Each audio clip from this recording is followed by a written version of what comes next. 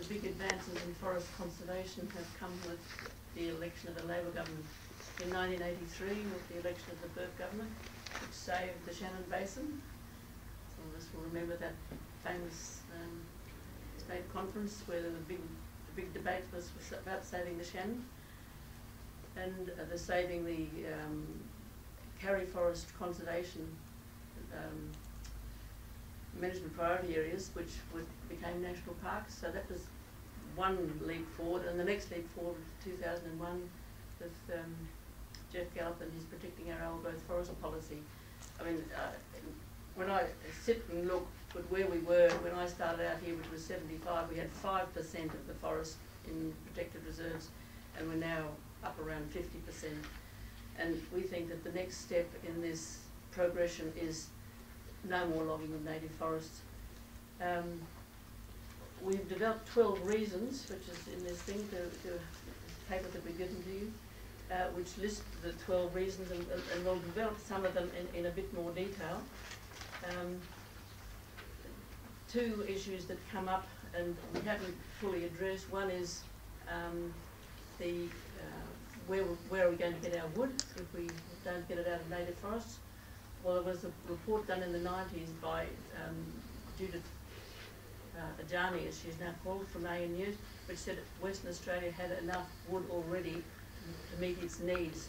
Not the demands, because there are always companies who are happy to take cheap wood and for their own profit. That's still going on, but Western Australia's actual needs. And the other issue which we have listed, it's item number 20, the potential for alternative employment. The question is how many people are actually employed. It's very difficult to get the numbers because they aggregate plantation and native forest, so we can't find out exactly how many are employed in the native forest sector. We believe that if native forest logging ceased, there's still room for the growing plantation sector. And then at the moment, I mean, they're talking about the needs of the mining industry. For people who want to stay in the southwest, horticulture, viticulture, growing truffles, those are burgeoning industries down there people who like the lifestyle of the southwest to find alternative employment.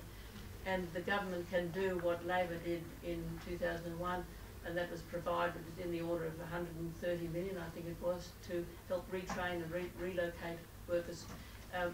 We did a number of polls of the community's attitudes to saving native forests, and one question we asked was, if people lose their jobs because old growth forests are saved, should the state put up money to help those who are adversely affected?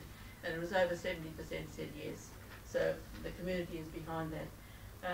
Rob's going to speak briefly about the item 2, which is the summary and recommendations on the carbon storage capacity of our forests. This is a new issue that has come up that is extremely important, and it's one of the reasons why we should save our native forests, the forests that are old growth, as Jeff Gallop protected, but all the forests, allow them to grow back and keep them for their carbon storage potential.